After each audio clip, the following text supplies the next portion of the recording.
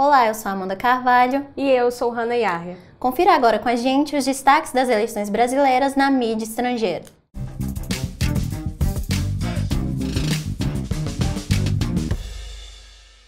Os editoriais foram frequentes em veículos internacionais desde o primeiro turno das eleições brasileiras. O maior alvo foi o candidato à presidência do PSL, Jair Bolsonaro. Pois é, o New York Times, por exemplo, publicou um texto no dia 21 de outubro, trazendo Bolsonaro como um brasileiro de direita com visões repulsivas. Disse que, caso o candidato vença, será um dia triste para a democracia.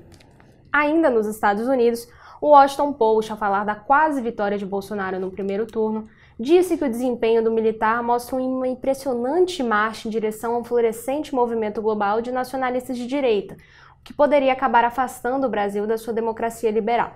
O veículo também comentou, além disso, o caso do Zapgate, referente a uma denúncia feita pela Folha de São Paulo de que empresários seriam responsáveis por contratar disparo de mensagens contra o PT no WhatsApp.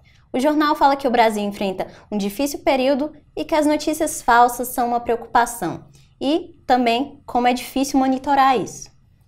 Já na Europa, o jornal espanhol El País traz os resultados da pesquisa Datafolha, divulgada nesta última quinta, em que Bolsonaro aparece com 48% das intenções de voto e Haddad com 38%.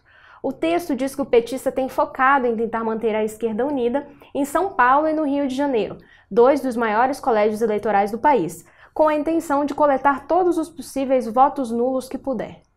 A revista britânica The Economist, considerada de orientação liberal, publicou alguns editoriais sobre as eleições no Brasil. No primeiro, chamou a economia brasileira de desastre e disse que Bolsonaro poderia ser a mais recente ameaça da América Latina.